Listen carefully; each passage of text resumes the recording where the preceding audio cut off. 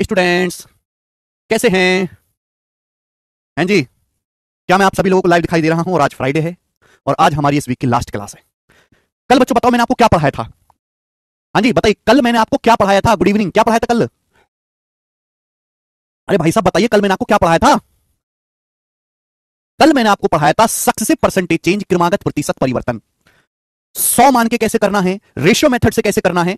ठीक है भैया, सक्सेसिव परसेंटेज होता क्या है कि एक संख्या को हमने परसेंटेज से बदला, नई संख्या आई, फिर नई संख्या को दोबारा से बदला, फिर नई संख्या को दोबारा से बदला। ठीक है ना।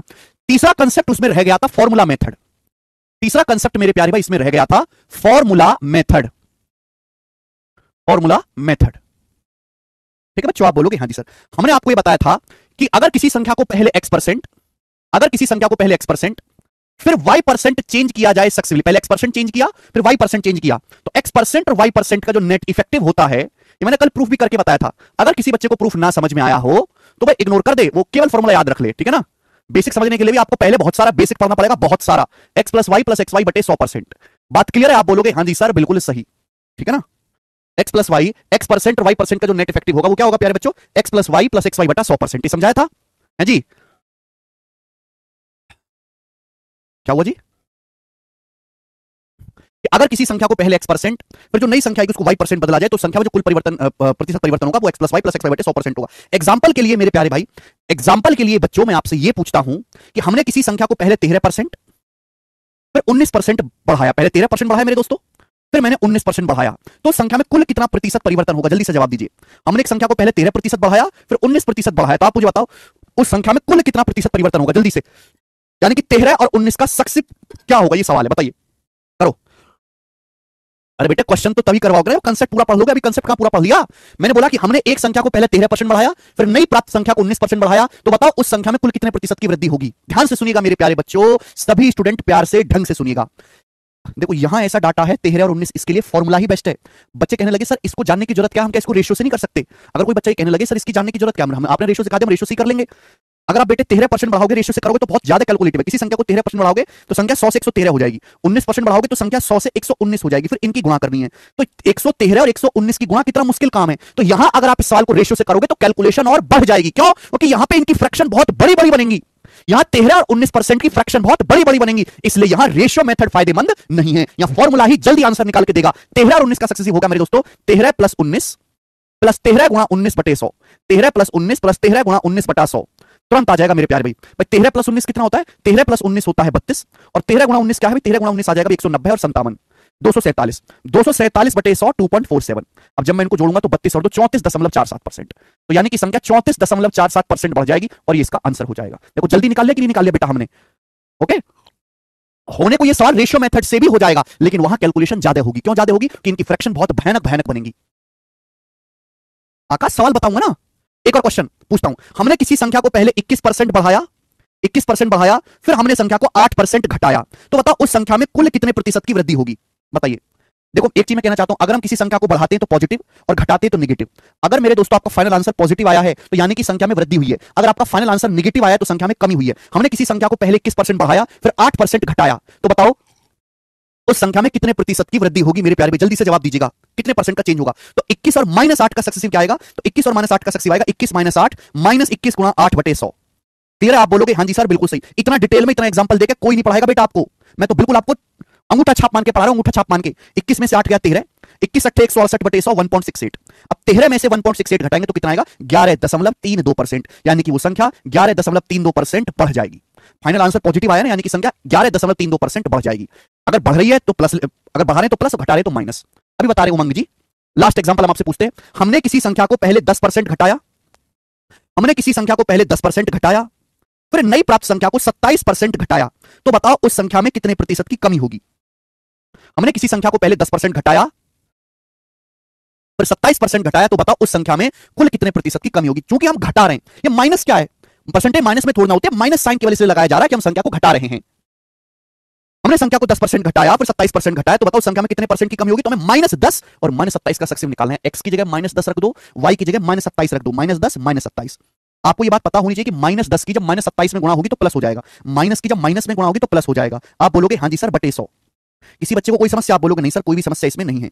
तो बताओ 0 से 0 कट गया, -10 -27 -37 और प्लस 2.7, -37 और 2.7 करेंगे तो कितना आएगा, माइनस का 34.3%।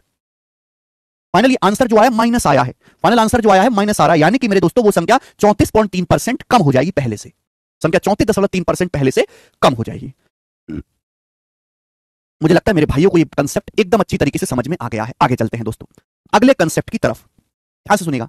जो आपके मन में डाउट है वो लिए जाएंगे, पहले एक सीक्वेंस में पढ़ो, आप सीधे पेड़ की चोटी पे चढ़ने की बात मत करो, पहले हम एक एक जो है ब्रांच पे चढ़ेंगे। ध्यान सुनिएगा, फॉर्मूला ही सबसे आसान पड़ेगा यहां पर।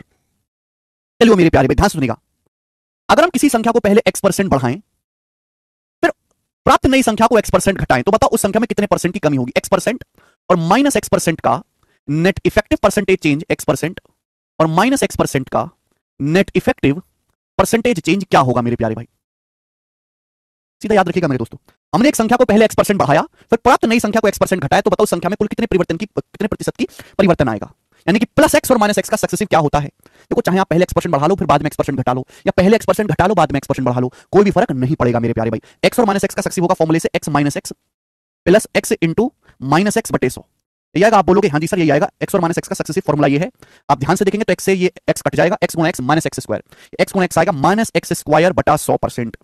क्लियर है, आप बोलोगे हाँ जी सर, यानी कि कंसेप्ट एकदम क्लियर हो गया। अगर आप किसी संख्या को x% बढ़ाओगे फिर x% घटाओगे लगातार, तो वो संख्या पहले से x स्क्वायर बटे 100% हमेशा कम हो जाएगी, वो संख्या पहले से और x स्क्वायर बटे 100% कम हो जाएगी। सीधा ध्यान रखिएगा,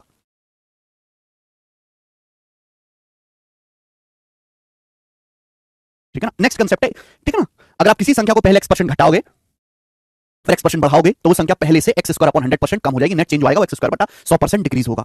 चलिए बहुत बेसिक सी बात है, आगे चलते हैं अगला कंसेप्ट। देखो बच्चों मैंने आपको बताया है कि सक्सेसिव परसेंटेज चेंज कोई नई चीज नहीं है, मल्टीप्लाइंग फैक्टर से लगातार गुणा करते जाना है, बीच में गुणा का साइन आएगा मतलब सक्सेसिव हो रहा है।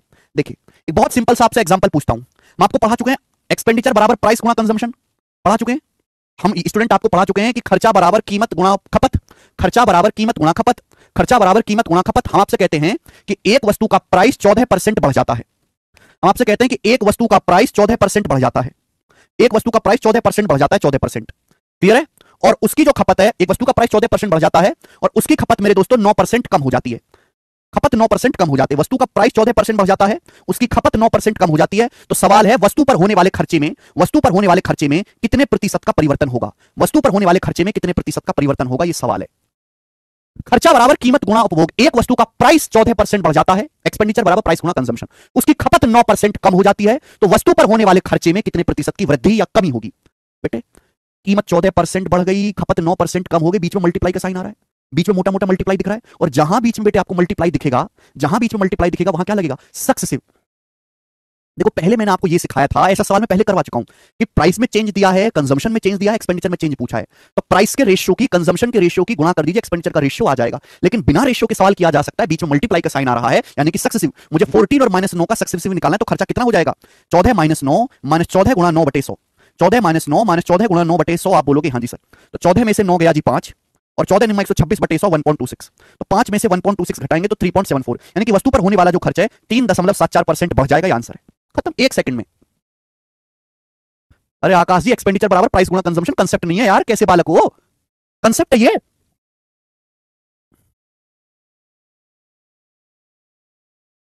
चलिए मुझे लगता है आपको ये बात समझ में आ गई है, आगे चलते हैं। अब आपके मन में डाउट आ रहा होगा सभी बच्चों के मन में, सर इस फॉर्मूले से तो हम 2 बार चेंज किया जाए तो पता लगाएंगे, अगर किसी संख्या में 3 बार चेंज किया जाए या फिर 4 बार प्रतिशत चेंज किया जाए तो कैसे करेंगे। आप ये कह रहे हो ना कि सर इस तरीके से तो हम किसी संख्या में 2 बार चेंज किया जाए तो पता लगाएंगे, अगर किसी संख्या को सर 3 बार चेंज किया जाए 4 बार किया जाए तो कैसे करेंगे। एग्जांपल के लिए आपके सामने लेते हैं एग्जांपल कि हमने किसी संख्या को पहले 10% बढ़ाया,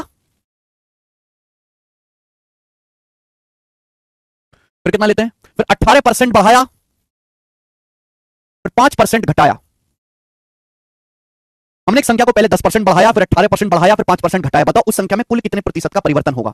हमने एक संख्या को पहले 10% बढ़ाया, फिर 18% बढ़ाया, फिर 5% घटाया, तो आप मुझे यह बताओ कि उस संख्या में कुल कितने प्रतिशत का परिवर्तन होगा, बताइए। हमने एक संख्या को पहले 10% बढ़ाया, फिर 18% बढ़ाया, फिर 5% घटाया, उस संख्या में कुल कितना प्रतिशत परिवर्तन होगा। कोई दिक्कत नहीं बेटे, यहां फॉर्मूला एक बार ना लगा के फॉर्मूला 2 बार लगाना पड़ेगा। आप कहोगे सर कैसे बताओ, 10 और 18 का सक्सेसिव क्या होता है। आप मुझे बताओ कि 10 और 18 का सक्सेसिव क्या होता है, 10 और 18 का सक्सेसिव क्या होता है। तो आप जानते हैं कि 10 + 18 + 10 × 18 बटा 100, 10 प्लस 18 प्लस 10 गुणा 18 बटे 100, यानी कि 28 प्लस 1.8 29.8%। 10 और 18 का सक्सेसिव क्या होता है? 29.8%। क्लियर है? आप बोलोगे हाँ जी सर। फिर हमने 5% घटाया, 29.8 और -5 का सक्सेसिव निकाल लो। अब 29.8 और -5 का सक्सेसिव निकाल लो। 29.8 और -5 का सक्सेसिव निकालो। नहीं निकाल सकते? 29.8 -5 -29.8 गुणा 5 बटे 100। अभी तो आप स्लो हो, लेकिन जैसे जैसे आप मेरे दोस्तों प्रैक्टिस करोगे आपकी स्पीड फास्ट होती जाएगी कैलकुलेशन की। 29.8 -5 -29.8 गुणा 5 बटे 100 बोलो। तो बेटा यहाँ पे दो को कंबाइंड करके कर लेंगे हम, दो को कंबाइंड करके कर लेंगे। पहले 10 और 18 का सक्सेसिव निकालिए फॉर्मुला से 29.8%, फिर 29.8 और -5 का सक्सेसिव निकालिए। -5 बेटा डिक्रीज किया गया ना, तो 29.8 -5 -29.8 गुणा 5 बटे 100, ये तो 20 बार जाएगा और 2 से तो कट ही जाना है मेरे दोस्तों। ये कितना? 1.49 बोलो। तो 29.8 में से 5 घटाएंगे तो 24.8 और उसमें से 1.49 घटाएंगे तो कितना आएगा मेरे दोस्तों? 23.31%। 23.31% वो संख्या बढ़ जाएगी, ये आंसर हो जाएगा। 23.31% संख्या में नेट वृद्धि होगी, तो इसका आंसर है 23.31%। समझ में आ गया? अब तो सबका डाउट खत्म। तो बेटा हर चीज कवर करी जाएगी अपने समय पे। आप चाह रहे थे कि मैं सीधा ये चीज समझा दूं, लेकिन ये चीज समझाने से पहले मुझे ये वाला तो कंसेप्ट बताना पड़ेगा, मुझे ये वाला कंसेप्ट तो बताना पड़ेगा, मुझे ये कंसेप्ट तो बताने पड़ेंगे, एग्जांपल तो देना पड़ेगा। पढ़ाई एक ऑर्डर में होती है। यस, रेशियो मेथड और आसान है यहां पर जी, बिल्कुल आप रेशियो मेथड से भी कर सकते हैं, मैं कब कह रहा हूं। और बल्कि यहां रेशियो मेथड ज्यादा आसान रहेगा बच्चों, रेशियो मेथड से भी कर सकते हैं, बिल्कुल कर सकते हैं। एक बात और सुनिएगा मेरे दोस्तों, सभी लोग एक बात और सुनिएगा। मैंने आपको बताया है कि सक्सेसिव आगे पीछे कैसे भी कर लो, कोई फर्क नहीं पड़ता। मैंने आपको समझाया। पहले मैंने क्या किया? 10 18 का सक्सेसिव लिया, फिर 18 माइनस, फिर -5 का लिया। आप अगर ऐसे करते ना कि पहले -5%, अगर आप ऐसे करते कि पहले -5% और 10% का सक्सेसिव ले लो, फिर 18 का सक्सेसिव ले लेते, तो भी आंसर सेम ही होता। सक्सेसिव आगे पीछे कैसे भी किया जा सकता है, आंसर सेम ही आएगा। ठीक है जी? आप बोलोगे हाँ जी सर बिल्कुल सही बात समझे, कोई दिक्कत नहीं। अब आगे चलते हैं। नेक्स्ट और लास्ट कंसेप्ट, नेक्स्ट बच्चों और लास्ट कंसेप्ट ध्यान से सुनिएगा। 3 के लिए एक सीधा फॉर्मूला भी है। अगर किसी संख्या को पहले x%, फिर y% और फिर z% से लगातार चेंज किया जाए, अगर किसी संख्या को पहले x%, फिर y% और z% से लगातार चेंज किया जाए, तो संख्या में जो नेट परसेंटेज चेंज आएगा, याद है किसी को? अगर किसी संख्या को पहले x%, फिर y%, फिर z% से लगातार सक्सेसिवली चेंज किया जाए, तो संख्या में जो नेट परसेंटेज चेंज आएगा क्या है? देखो बच्चों, x, y और z का सक्सेसिव निकालना है तो कैसे निकालेंगे? पहले x और y का सक्सेसिव, x और y का सक्सेसिव होता है x plus y plus xy बटे 100। एक्स और वाई का सक्सेसिव होता है। फिर आप इसका जेड के साथ दोबारा फॉर्मूला लगा दो, जेड के साथ दोबारा फॉर्मूला लगा दो भाई, ab प्लस ab बटे 100 दोबारा फॉर्मूला लगा दो। जब इनका दोबारा से सक्सेसिव करेंगे, इनका दोबारा से सक्सेसिव करेंगे, मैं नहीं करके बता रहा, ना जरूरत है, टाइम वेस्ट है। जब आप इनका दोबारा से सक्सेसिव करेंगे तो ये आएगा। पहले तीनों को जोड़ो, पहले तीनों को जोड़ो, X plus Y plus Z, तीनों को जोड़ो प्लस, फिर दो की गुणा करो, एक्स की वाई में, वाई की जेड में, जेड की एक्स में, फिर दो की गुणा करो। पहले तीनों को जोड़ो, फिर दो की गुणा करो, X Y plus Y Z plus Z X, दो की गुणा करो बटे 100, बटे कर देंगे 100 प्लस, फिर तीनों की गुणा करो, एक्स वाई और जेड, तीनों की गुणा करो, फिर तीनों की गुणा करो, एक्स वाई जेड बटे 100 %। बहुत मुश्किल नहीं है, इसको ध्यान रखना, बहुत आसान है। अभी आप पहली बार पढ़ रहे हैं तो आपको मुश्किल लग रहा होगा, अलग सा लग रहा होगा, लेकिन एक बार आप इस चीज को समझ गए और आप ये कतई ना समझे कि हम परसेंटेज पढ़ रहे हैं। परसेंटेज तो कब का खत्म हो लिया, परसेंटेज में बस एक चीज बची है, इलेक्शन, वो तो कब का खत्म हो गया परसेंटेज। हम तो आगे के चैप्टर्स का बेस तैयार कर रहे हैं। अगर जेड नेगेटिव है तो माइनस रख देना है, बस बात खत्म। ठीक है भाइयों? x%, y% और z% का जो नेट परसेंटेज चेंज होता है, पहले तीनों को जोड़ो, x y z तीनों को जोड़ो प्लस, फिर दो की गुणा करो, x की y में, y की z में, z की x में, दो की गुणा करके जोड़ना है, फिर बटे 100 प्लस, फिर तीनों की गुणा करो, x y z बटे क्या करना है, सॉरी बटे 10,000 आएगा, सॉरी तीनों की गुणा करो बटे 10,000 परसेंटेज, बटे 10,000। ये कंसेप्ट है मेरे प्यारे भाई, कॉपी में उतार लीजिए। ये कंसेप्ट परसेंटेज से ज्यादा है, सीआई कंपाउंड इंटरेस्ट चैप्टर में इस्तेमाल होगा। पूरा कंपाउंड इंटरेस्ट चलेगा ही इसी कंसेप्ट पे जो आपके सामने बोर्ड पर है, आधा कंपाउंड इंटरेस्ट इसी कंसेप्ट पे चलता है। ठीक है ना? अगर किसी बच्चे ने बात ढंग से नहीं समझी तो ये समझो कि वो पूरे कंपाउंड इंटरेस्ट चैप्टर में परेशान रहेगा। और एक बात मैं फिर से बता दे रहा हूं, जब मैं आपको कंपाउंड इंटरेस्ट चक्रवृद्धि ब्याज पढ़ाऊंगा, ये प्रॉफिट लॉस में भी आता है, जब मैं प्रॉफिट लॉस पढ़ाऊंगा तो वहां ये चीज दोबारा नहीं समझाऊंगा, क्योंकि एक बार मैंने बहुत टाइम लेके, बहुत धीरे धीरे, बहुत मेहनत से पढ़ा दिया। मेरा पर्पज वो नहीं कि यहां जल्दी जल्दी 5 मिनट पढ़ाऊं, फिर वहां जल्दी जल्दी 10 मिनट पढ़ाऊं ना, मैंने एक बार में 1 घंटे का टाइम लेकर पढ़ा दिया। अरे तीनों अगर सेम है तो बिट्टू जी तीनों सेम रख दो, क्या दिक्कत है? जो कंसेप्ट पढ़ा रहा हूं ये वाले एक ही बार पढ़ा रहा हूं, बाद में इनका केवल हम एप्लीकेशन सीखेंगे, इनका इस्तेमाल सीखेंगे, कंसेप्ट नहीं सीखेंगे। ठीक है? x%, y%, z% का जो नेट परसेंटेज चेंज होगा वो क्या, x plus Y plus Z, discount में भी यूज होगा, हाँ जी, x plus Y plus Z plus X Y plus Y Z plus Z X बटे 100 प्लस एक्स वाई जेड बटे 10,000 percentage plus X Y Z बटे 10,000 परसेंटेज। शिखर जी पहले इन दोनों का सक्सेसिव निकालो, फिर जेड का सक्सेसिव निकालो, फॉर्मूला रख के यही आएगा। ठीक है ना? ओके, लव यू टू भाई। अब जैसे एग्जांपल के लिए मेरे दोस्तों, एग्जांपल के लिए हम आपसे सवाल पूछते हैं कि हमने एक संख्या को 7%, 8% और 9% 9 ले लें, कितना ले लें, 9, 11 ले लेते हैं, बढ़ाया तो संख्या में कुल कितने प्रतिशत का परिवर्तन होगा। हमने एक संख्या को पहले 7%, फिर 8%, फिर 11% बढ़ाया तो संख्या में कुल कितने प्रतिशत का परिवर्तन होगा बताइए। हमने एक संख्या को पहले 7% बढ़ाया, फिर 8% बढ़ाया, फिर 11% बढ़ाया तो संख्या में कुल कितने प्रतिशत की वृद्धि होगी, ये सवाल आ गया। देखो अगर आप इस सवाल को 100 मान के करोगे तो पागल हो जाओगे, कैलकुलेशन बहुत ज्यादा है। अगर आप इस सवाल को रेशियो से करोगे तो भी पागल हो जाओगे। क्यों? रेशियो से नहीं होगा, रेशियो से हो जाएगा सवाल, मैं नहीं मान, सारे सवाल रेशियो से हो जाएंगे, सारे सवाल 100 मान के हो जाएंगे, लेकिन रेशियो से कैलकुलेशन ज्यादा होगी। क्यों ज्यादा होगी? इनकी फ्रैक्शन देख लो कैसी बनेगी, 7/100, 2/25, 11/100, इनकी फ्रैक्शन बनेगी। ये फ्रैक्शन नानी याद दिला देगी, तो इस वजह से रेशियो से नहीं करेंगे। यहाँ पे बेस्ट क्या है, फॉर्मूला। हमने एक संख्या को 7% बढ़ाया, फिर 8% बढ़ाया, फिर 11% बढ़ाया, तो नेट परसेंटेज चेंज कितना होगा, 7, 8 और 11 का सक्सेसिव। पहले तीनों को जोड़ो, कैसे ध्यान रखना, पहले तीनों को जोड़ो, 7, 8, 15 प्लस 11, 26, 7, 8, 15 प्लस 11, 26, फिर 2 की गुणा बटे 100, फिर 2 की गुणा करो, 7 8 56, 7 8 56 प्लस 11 8 88, 56 और 88 कितना होता है मेरे दोस्तों, 80 50 130 और 8 6 14, 144 है भाई, 144 और फिर 11 7 77, 144 और 77 कितना होता है बेटा, 211, 211 आ गया भाई, 7 8 56, 88 फिर 77 कितना आ जाएगा मेरे दोस्तों, 1 2 5 7 7 14 और 8, 14 और 8 22, 221 आएगा मेरे दोस्तों। हाँ 221 आएगा, 221/100, 2 की गुणा करा, 7 8 56 प्लस 88 प्लस 77, 221/100 2.21, फिर तीनों की गुणा,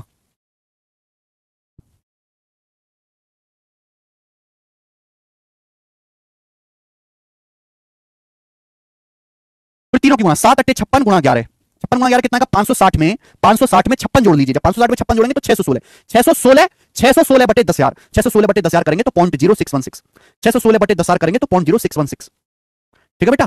देखो ये जो वैल्यू आती है ना, ये जो वैल्यू आती है, वैल्यू इतनी छोटी होती है ये वाली कि इसे इग्नोर किया जा सकता है। आपको एग्जैक्ट आंसर नहीं निकालना होगा ऐसे सवालों का, आपके सामने तो ऑप्शंस होंगे, और जब मेरे सामने ऑप्शंस होंगे तो मैं अप्रॉक्स कैलकुलेशन करूंगा। ये वाली जो वैल्यू है ये इतनी छोटी होती है कि आप इसको इग्नोर भी कर सकते हो, ये करने की जरूरत ही नहीं पड़ती मेरे दोस्तों। 616/1000 करेंगे तो 0.0616, तो जब मैं इनको जोड़ूंगा तो कितना आएगा मेरे दोस्तों, ये आएगा 26 2 28 और 21 6 27, तो 28.2716% इस सवाल का आंसर आएगा, 28.2716%।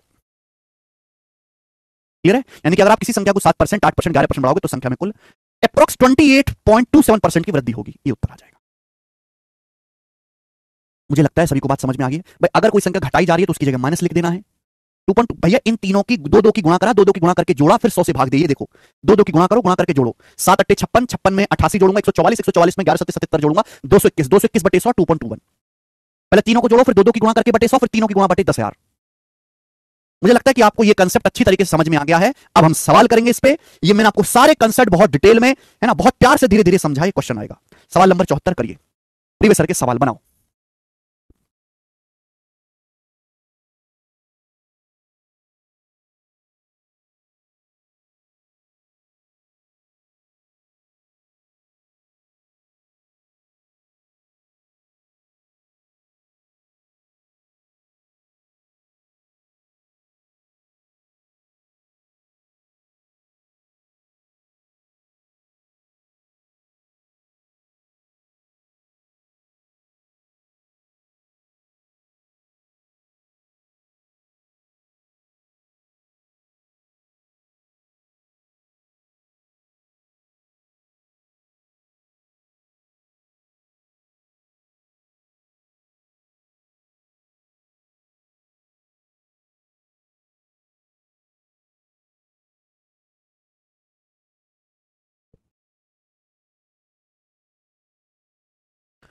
बोला एक संख्या में पहले 5% की वृद्धि हुई, फिर उसमें 15% की और वृद्धि हुई, तो मूल संख्या में कुल मिलाकर कितनी, पहले एक संख्या को 5% बढ़ाया, फिर जो संख्या है उसको 15% बढ़ाया, तो संख्या में कुल कितनी वृद्धि हुई। अब यहां रेशियो से भी हो जाएगा, पर जरूरत क्या रेशियो की, अरे फॉर्मूले से तो 1 सेकंड में निकल जाएगा। 5 और 15 का सक्सेस, 5 + 15 + 5 × 15/100, और ये चीज इतनी छोटी है, इतनी आसान है कि दिमाग में करने की आदत डालो बिना लिखे।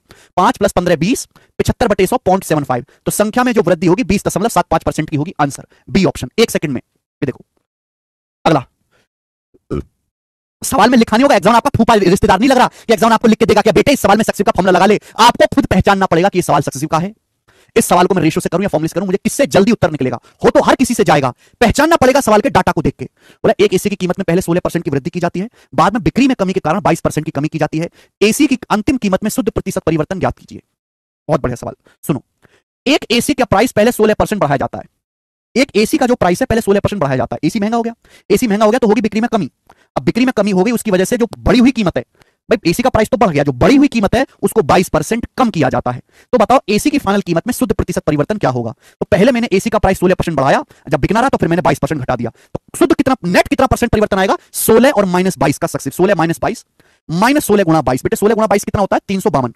पहले 16 की 20 में गुणा 320, फिर 16 की 2 में 32, 320 और 32 352, 352 बटे 100 आएगा 3.52%। ठीक है भाई। अब 16 में से 22 घटाऊंगा माइनस का 6, 16 में से 22 घटाऊंगा -6, -6 और -3.52 आएगा -9.52%। अगर यहां पे फाइनल आंसर माइनस नेगेटिव आया है तो इसका मतलब एसी की कीमत घट गई है। अगर फाइनल आंसर माइनस में आ रहा है तो एसी की कीमत इंक्रीज तो हुई नहीं है, डिक्रीज हुई है। कितना? 9.52% घट गई है। बताइए अगला सवाल, ये बताओ, एक और सवाल ऐसा ही करके बताइए, एमटीएस के पेपर में आया है। एक और सवाल ऐसा ही करके बताइए, एमटीएस के पेपर में आया है, बनाइएगा। बेटा पेपर में ना थोक के भाव में सवाल आते हैं, चैप्टर पे थोक के भाव पे। कभी कभी तो हो सकता है कि इसी कंसेप्ट पे 3 सवाल आ जाए पेपर पे, इसी अकेले कंसेप्ट पे, एक परसेंटेज में, एक कंपाउंड इंटरेस्ट में और एक डिस्काउंट में। ऐसे भी हैं कि 25 में से 3 सवाल अकेले इस कंसेप्ट पर सक्सेसिव के। बहुत तरह की लैंग्वेज के सवाल बनते हैं, अलग अलग सवाल बनते हैं। एक बिस्तर का प्राइस पहले 32% बढ़ाया जाता है, बाद में बिक्री कम हो रही है तो बिक्री में कमी के कारण 20% कम किया जाता है। बिस्तर के फाइनल प्राइस में कितना परसेंट परिवर्तन आएगा? 32 और -20 का सक्सेस 12 -6.4। दिमाग में कर सकता हूं 12 -6.4, 5.6% इंक्रीज, बात खत्म। इतना तेज है दिमाग, ठीक है भैया, कि आपको लिखना नहीं है। दिल्ली पुलिस कांस्टेबल का मैं तो लेटेस्ट ले रहा हूं बेटे सवाल, लेटेस्ट करो। अलग अलग लैंग्वेज के सवाल, ठीक है ना, जिससे कि आपकी बुद्धि डेवलप होगी। हाँ भाई ऐसे सक्सेस करने हैं। वर्ष 2001 में कारखाने का प्रोडक्शन 30% कम हो गया। वर्ष 2001 में कारखाने का प्रोडक्शन 30% कम हो गया। कम होने का मतलब माइनस, घट गया। लेकिन 2002 में प्रोडक्शन 25% बढ़ गया। बढ़ गया मतलब पॉजिटिव इंक्रीज हो गया। इन 2 वर्षों में उत्पादन में परिणामी परिवर्तन ज्ञात करो। इन 2 वर्षों के दौरान प्रोडक्शन में कितना रिजल्टिंग परसेंटेज चेंज आया है ये आपको बताना है। पहले प्रोडक्शन 30% कम हुआ, अगले साल 25% बढ़ गया, तो 2 सालों में नेट चेंज कितना है? -30 और 25 का सक्सेसिव, -30 + 25 -5, -30 गुणा 25 750 बटे 100, 750 बटे 100 7.5, तो माइनस का 12.5 आएगा। -12.5 मतलब 12.5% घट जाएगा। आंसर क्या आ गया? B option. कितने प्यारे प्यारे बालक उड़ उड़ के कर रहे हैं। मैंने अलग अलग एग्जाम के सवाल लिए हैं। नेक्स्ट एसएससी जीडी 2023 का सवाल करेंगे। बोला नीता की सैलरी में पहले 13% की वृद्धि हुई, फिर 13% कमी हुई। उसकी सैलरी में कितना परिवर्तन हुआ? मैंने भी समझाया कि x% और -x% का सक्सेसिव होता है x² बटा 100% डिक्रीज।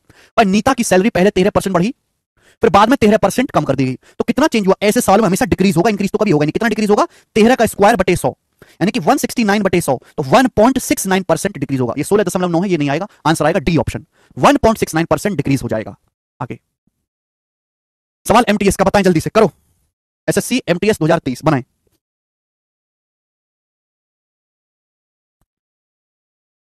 एक आदमी की सैलरी पहले 25% बढ़ाई जाती है, फिर उसमें जो एक आदमी की सैलरी पहले 25% बढ़ाई जाती है, 25% बढ़ाने के बाद जो सैलरी आती है फिर उसमें लगा ना, फिर उसमें 25% कमी की जाती है। नई आय पुरानी का कितना परसेंट है? खेल कर दिया बेटा सवाल में, पूछा नई आय पुरानी का कितना परसेंट है।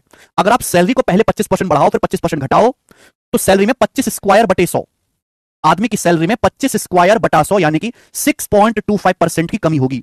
625 बटे 100 6.25% की सैलरी में कमी होगी। लेकिन ये नहीं पूछा, बोला नई सैलरी पुरानी का कितना परसेंट है। इसका मतलब यह है कि अगर आदमी की पहले सैलरी 100 थी ना, तो सैलरी 100 से 6.25 कम हो गई। अब 100 में से 6.25 घटाओगे तो कितना आएगा? 93.75 आएगा। यानी कि अगर पहले सैलरी 100 थी तो 100 से 6.25 कम हो गई, कितनी रहेगी? 93.75, 93.75, यानी कि 100 से 93.75 हो गई, तो कितना? अब जो सैलरी है वो पुरानी का 93.75% है। बेटे 3/4 को तो 0.75 कहते हैं, तो नई जो सैलरी है वो पुरानी का 93 to 3/4% है। कितना प्यारा सवाल बनाया है। नेक्स्ट बनाओ।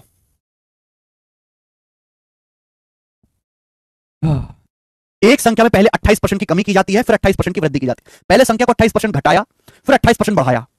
इस प्रकार प्राप्त संख्या ओरिजिनल संख्या से 1176 कम है। ओरिजिनल संख्या ज्ञात करें। बेहतरीन बेसिक सवाल। देखो हर चीज या हर चीज या मेरे दोस्तों या हर संख्या अपने आप में 100% होती है। हर चीज स्टार्टिंग में 100% होती है। अगर आप एक संख्या को पहले 28% घटाओ फिर 28% बढ़ाओ, तो उस संख्या में जो 28 स्क्वायर बटे 100% का डिक्रीज होगा, यानी कि वो संख्या 784 बटे 100, वो संख्या 7.84% घट जाएगी। कितनी घट जाएगी? 7.84% घट जाएगी। जबकि सवाल के अनुसार जो संख्या है वो ओरिजिनल संख्या से कितनी घटी है? 1176। तो बराबर होना चाहिए। भाई संख्या कितनी घट जाएगी? पहले से 28 का स्क्वायर 784 होता है, 7.84% घट जाएगी। जबकि संख्या घटी कितनी है? 1176। तो 7.84% की वैल्यू 1176 है। आपसे ओरिजिनल संख्या पूछी है, 100% की वैल्यू आपसे पूछी गई है मेरे दोस्तों, 100% की। तो देखिए दशमलव से यहां पे 2 जीरो जाएगा, किससे कट रहा है मेरे दोस्तों? देखो बेटे 1.5 गुना, ये 14,000 बता रहे हैं, कुछ 16,000 बता रहे हैं। 784 देखो 28 से तो कट ही रहा है मेरे दोस्तों, 28 से काट लेते हैं 28 बार, हमारे पास 28 चौका 112 है भाई, और 28 दूनी 56 4200, 14 दूनी 28, 14 तिया 42, यानी कि 2% की वैल्यू 300 है, 150 गुना। 2% की वैल्यू 300 है, 150 गुना, 150 टाइम्स है 150 गुना, 150 टाइम्स है तो 100% की वैल्यू भी 150 गुना होगी, 100% की वैल्यू भी 150 गुना होगी, 15,000। तो ओरिजिनल संख्या 15,000 है, यही इसका आंसर है। आगे चलेंगे, नेक्स्ट करो, जल्दी से करेंगे बच्चे। सवाल का क्या आंसर है फटाफट मुझे करके बताओ।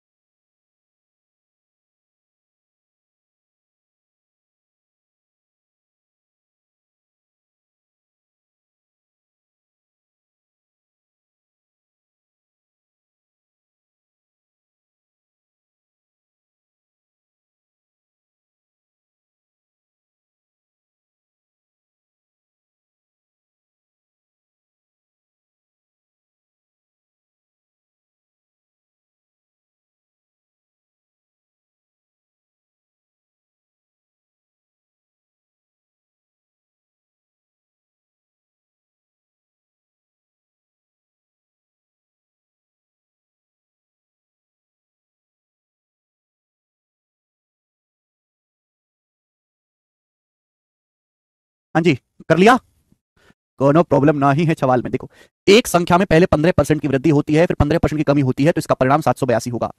यदि उस संख्या में पहले 25% की कमी हो, फिर 25% की वृद्धि हो, फिर से 20% की कमी हो, तो परिणामी संख्या ज्ञात कीजिए। 4 ऑप्शन आपके सामने। तो बेटा पहले तो हमको संख्या निकालनी पड़ेगी, पहले तो हमको संख्या निकालनी पड़ेगी। आप बताओ, देखो आप इस सवाल को अप्रॉक्स भी कैलकुलेट कर सकते हो क्योंकि इसके आंसर्स बहुत दूर दूर है, पर मैं आपको एग्जैक्ट करके बता देता हूं। बोला है एक संख्या में पहले 15% की वृद्धि होती है, फिर 15% की कमी होती है, तो संख्या 782 हो जाएगी।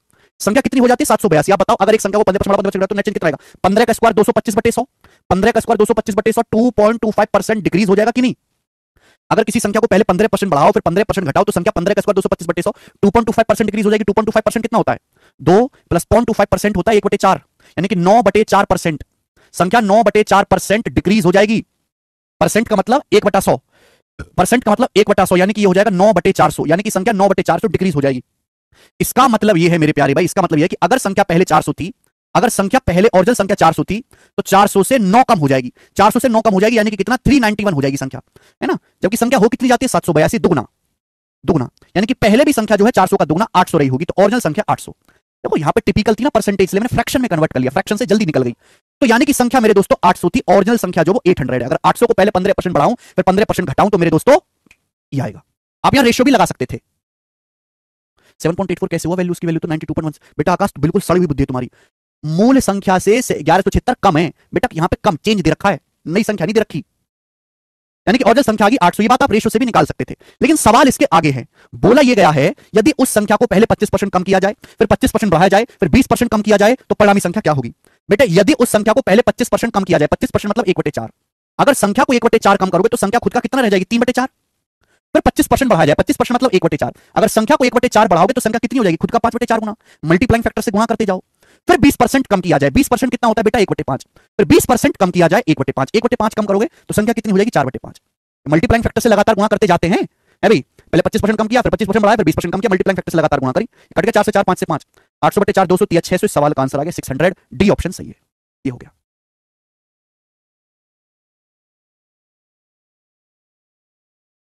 बिल्कुल बेसिक सवाल है, सभी बच्चे समझ आए, है भाई। मल्टीप्लाइंग फैक्टर से लगातार गुणा करते जाना है और कुछ भी नहीं है।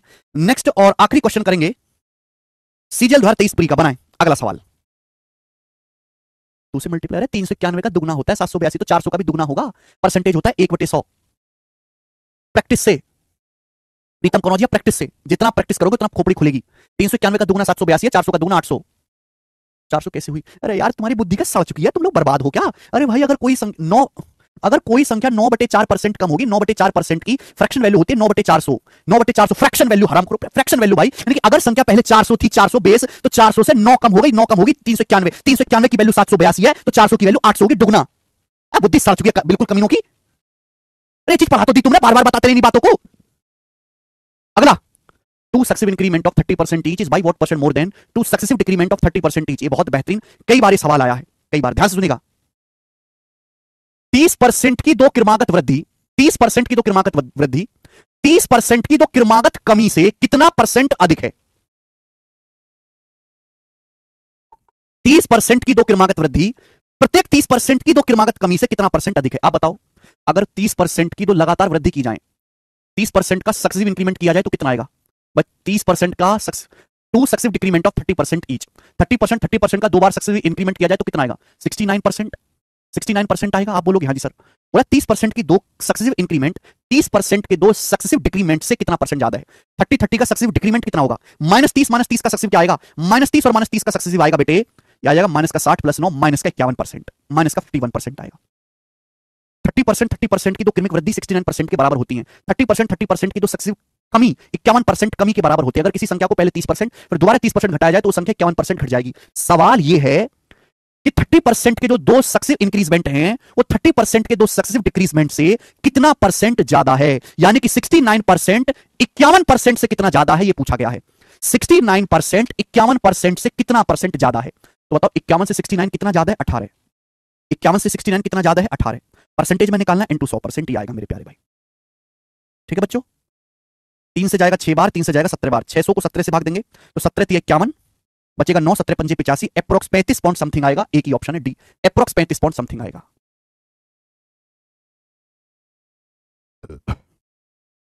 लास्ट क्वेश्चन कर लेते हैं, ऐसा बनाओ, लास्ट क्वेश्चन कर लेते हैं, सीजीएल 2023 प्री का बनाइएगा।